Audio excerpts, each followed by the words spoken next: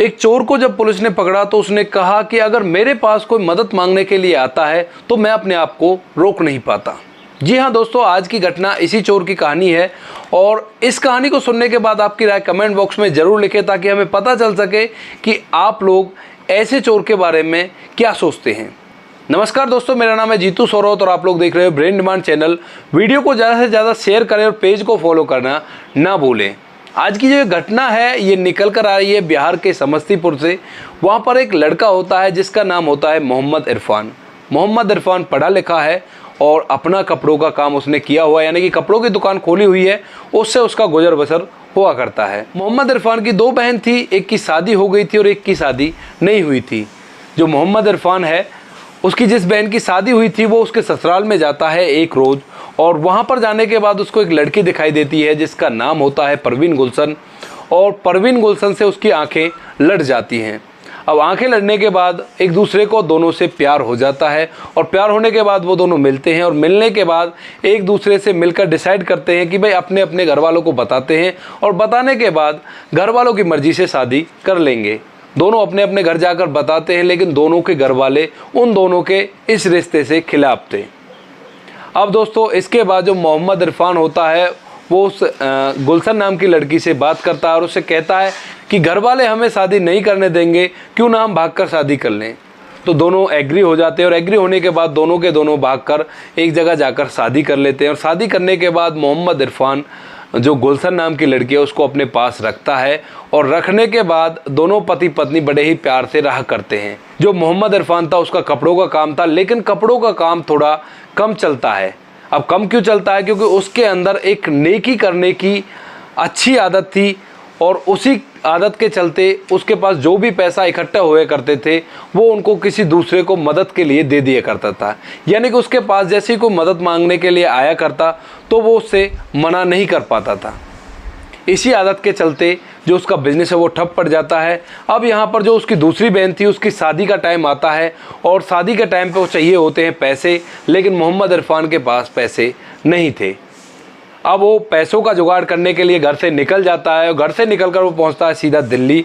और दिल्ली जाने के बाद वो गूगल मैप से दिल्ली का पॉश एरिया ढूंढता है और वहाँ पर जाने के बाद वो एक गाड़ी चुराता है वहाँ से, जो गाड़ी थी जैगुआर। जैगुआर को चुराने के बाद वो गूगल मैप में पॉश एरिया में एक घर चूज़ करता है और रात के समय उस घर के बाहर जाकर गाड़ी को खड़ा करता है और उस घर के अंदर दाखिल हो जाता है। दाखिल होने के बाद वहाँ पर वो उस घर के अंदर से ताला खोलकर जो भी अंदर का कीमती सामान होता है उसको अपने साथ ले लेता है और वहाँ से फरार हो जाता है। उसने लगभग यहाँ पर 65 लाख रुपए के सामान की चोरी की थी। अब उसके बाद सुबह होती है। सुबह होने के बाद पता चलता है कि वो जो घर है वो एक जज साहब का है और जज साहब पुलिस को बुलाते हैं। पुलिस को बुलाने के बाद पुलिस अपनी छानबीन में जुट जाती है, लेकिन दोस्तों पुलिस को यहाँ पर अभी उस चोर के बारे में कोई भी क्लू नहीं मिलता सिवाय एक सीसीटीवी फुटेज के, जिसमें दिखाई दे रहा था कि जो चोर है वो जैगुआर कार के अंदर आया है और यहाँ से सामान को लेने के बाद उसी कार से वो वापस चला गया है। तहकीकात चलती रहती है और जज साहब का मामला था तो मामला थोड़ा गर्मी भी पकड़ता है, तो पुलिस अच्छी तरह से तहकीकात करती है, लेकिन चोर का यहाँ पे कोई भी पता नहीं चलता। अब इसके कुछ दिनों बाद ही एक और चोरी होती है जो कि गाजियाबाद में होती है और वहाँ पर चोर को पकड़ लिया जाता है।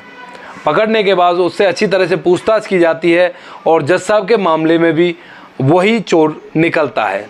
अब उस चोर को पकड़कर जेल में डाल दिया जाता है। जेल में जाने के बाद कुछ दिनों की उसे सज़ा मिलती है और सज़ा काटने के बाद वो वापस आता है और आने के बाद उसके पास पैसे तो थे ही जो उसने चोरी किए थे। उन पैसों से अपनी बहन की शादी कराता है और शादी कराने के बाद जो भी ज़रूरतमंद उसके पास आता है उसकी भी उन पैसों से मदद कर देता है। इसके बाद ये सिलसिला ऐसे ही चलता रहता है और अपने गांव में वो काफ़ी ज़्यादा प्रसिद्ध हो जाता है, क्योंकि वो हर किसी की अच्छी तरह से मदद करता है और ना उनसे कभी बदले में कुछ मांगता है। तो गांव वाले उससे कहते हैं कि भाई ऐसे अच्छा तो तू ऐसा कर कि इलेक्शन लड़ ले। इलेक्शन लड़ेगा तो तेरा सरकार में टांका हो जाएगा और तू अच्छी तरह से और भी अच्छी तरह से मदद कर पाएगा। तो अपने गांव में वो प्रधानी का इलेक्शन भी लगता है, एक तरह से सरपंच बन जाता है। और वहाँ पर उसका रुतबा कुछ इस तरह से था क्योंकि वो लोगों की बिना मतलब के ही मदद किया करता था और ना कभी उससे मदद के बदले उन्होंने कुछ मांगा था। तो इस वजह से वहाँ पर केवल 2700 वोट होते हैं उसके गांव में, और 2700 में से 2200 वोट उसको मिल जाते हैं। तो आप लोग समझ सकते हो वो कितना लोकप्रिय था अपने गांव के अंदर, केवल इस मदद के कारण कि वो लोगों की बिना किसी मतलब के, बिना किसी स्वार्थ के वो मदद कर दिया करता था। तो इसी मदद के चलते वो वहाँ का प्रधान बन जाता है, और प्रधान बनने के बाद भी उसका सिलसिला इसी तरह से चलता रहता है। एक योजना में वो पूरी प्रधानी करता है, लेकिन अगली योजना जैसे ही आती है तो वो सोचता है कि भाई अगर मैं इस तरह से प्रधानी करूँगा तो मेरे काम में फ़र्क पड़ेगा। इस वजह से वो अपनी पत्नी को प्रधानी लड़ा देता है और ख़ुद अपने इसी काम को जारी रखता है। तो अब फ़िलहाल उसकी पत्नी प्रधान है और वो अपना उसी काम में लगा हुआ है, और इसी सिलसिले से एक बार वो अपने बिहार से केरल जाता है, लगभग 2800 किलोमीटर का सफ़र तय करके, वो भी गाड़ी से। वहाँ पर जाने के बाद वो इसी तरह से गूगल मैप में सर्च करता है कि भाई कौन सी जगह है जहाँ पर अमीर लोग रहा करते हैं।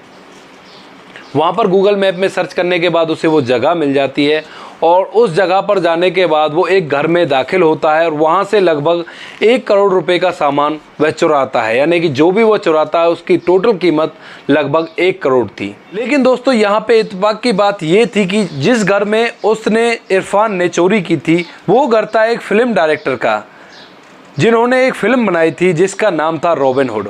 और जो रॉबिन हुड फिल्म है आप सभी लोग जानते होंगे, उसमें इसी तरह के चोर का जिक्र होता है जो कि अमीरों से चोरी किया करता और गरीबों में बांट दिया करता, यानी कि समाज की भलाई के लिए वो चोरी किया करता है।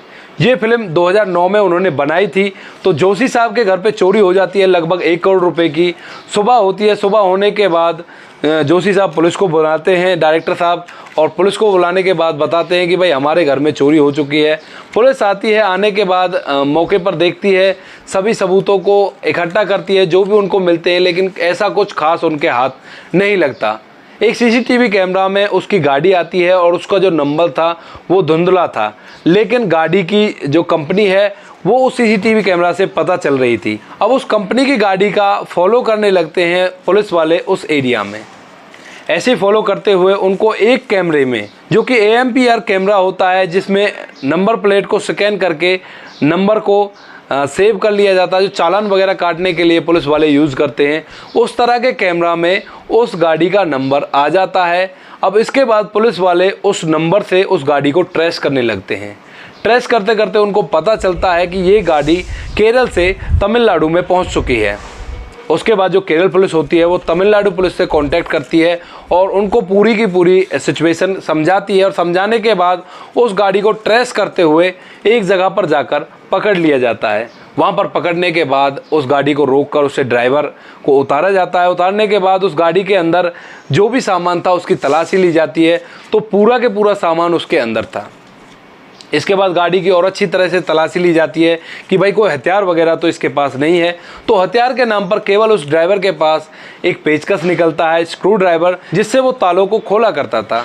अब इसके बाद पुलिस उससे पूछती है कि भाई तू इतना बड़ा चोर होकर इतने पैसे तूने चुराए हैं और हथियार के नाम पर केवल तुम्हारे पास ये स्क्रू ड्राइवर, कहीं ऐसा तो नहीं तू हथियार को कहीं और छुपा कर आ गया हो।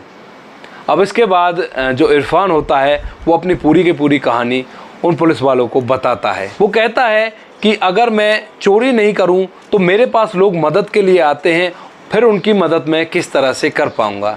तो ये थी कहानी एक रॉबिन हुड चोर की, और बताया जाता है कि उसने लगभग 7 सड़कें बनवाई अपने इलाके में और लगभग 7 लड़कियों की शादी करवाई जिनका कोई नहीं था या उनके पास पैसा नहीं था, वो समर्थ नहीं थे अपनी शादी कराने में।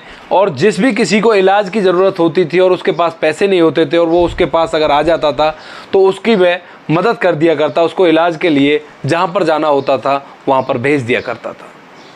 अब इसके बाद पुलिस उससे पूरी की पूरी कहानी सुनती है और सुनने के बाद उस पर केस चलता है, लेकिन साथ ही साथ वो यहाँ पर इस बार विधानसभा के इलेक्शन लड़ने की भी तैयारी कर रहा था, क्योंकि उसने जितनी भलाई लोगों के साथ की थी उस वजह से उसकी पॉपुलैरिटी काफ़ी ज़्यादा बढ़ चुकी थी। अब देखते हैं कि भाई इसके बाद वो जब जेल से आता है तो वो विधानसभा का इलेक्शन जीत पाता है या नहीं जीत पाता है।